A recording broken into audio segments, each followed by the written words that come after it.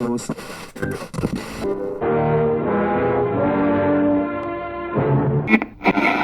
Preston. Preston, Yeah. Ethan, nice to meet you. This is Owen. Hi. Hey, nice to meet you. What do you got? What's on your arm? It's my wedding day with Beauty Club. Very nice. To signify, start of our lives together. Hey, what's up? Action. Yeah, exactly. No take twos, mother. No. Yeah, we've discussed I'm gonna take that. twos myself. We've discussed that. Yeah. Like, that's exactly what I'd put under it. Take Right. two. Got it. Do you have a take? Are you in the second take right now? No. Yeah. First one. First I'm take. good. Okay, good. It's like that Saturday Night Live skit. Have you seen that one? One take Tony, where when he screws up, he backs up and he goes, "Wait, start it again. I'm still one take Tony." Have you seen that? Right? Yeah. Okay, here we go.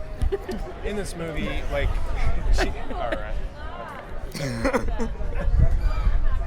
I'm trying to show him how not to act on the red carpet. There you go. I'm giving Owen a lesson. It's a lot cooler than you think. It's pretty chill. So in the movie, like James Badgel's character Wade, Yep. he calls your character a coward in the film, but Yep. I don't really see you as a coward. Have you in seen the it? film. I have seen it. Oh, great. I watched Cool. it this morning. Very nice. Cool, man. Cool. So I don't see him as a coward. I see him as a guy who's trying to do all that he can for his family. Mm-hmm. And so when you initially read the script, what was your opinion on your character? Did you have that kind of feeling? Well, whenever you play a character, you don't. I think it's the same with us in real life. Mm-hmm. I probably have a different point of view on myself than people around me do. Right. And I think that, what was my character name in this? Seamus. Thanks. Of course, Seamus doesn't see himself as a coward. There's that moment in the film where he questions if he is. Yeah. Because if you have someone constantly saying this one thing to you over and over and over, it starts to creep in. Mm-hmm. But I don't think that he sees the way he lives his life as a coward's way. I think that he probably sees it as the more noble choice, the harder. What is it that it said? The long and narrow road. Right. That's the harder path to take. The what's the Traveler, the Pilgrim's Progress with the pack on the back? He thinks he's taking the harder, more loyal path. And I think that it's the same with bad guys. Right. They don't ever think they're the bad guy. They're just doing what they believe. Absolutely. And staying, keeping their own personal integrity. It might be different than what you think, but yeah. No, he didn't think he was a coward. Yeah. Short answer. Don't draw them out like I just did. You want to keep them to 15 seconds. And that was like 2 minutes. All right, this will be for both of you. So, like in the end, like I want to talk about the ending while not really talking about the ending. Sure. So, would you ever bail on a movie if you loved the journey but didn't like the ending? We were just talking about this today. I loved Kingsman. Yeah. Last scene. Why?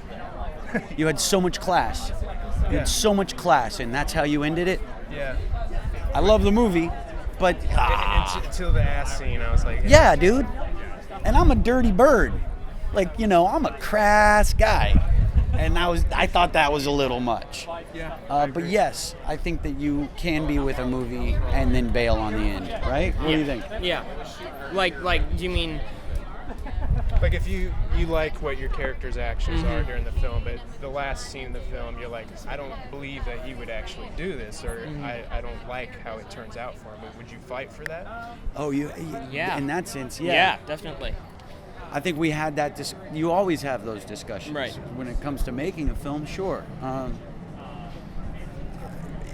think you always have to understand where your character is coming from and what they're doing. Yeah. And that's, I think, what the job of the director is if you don't understand something or you disagree with it, it's their job to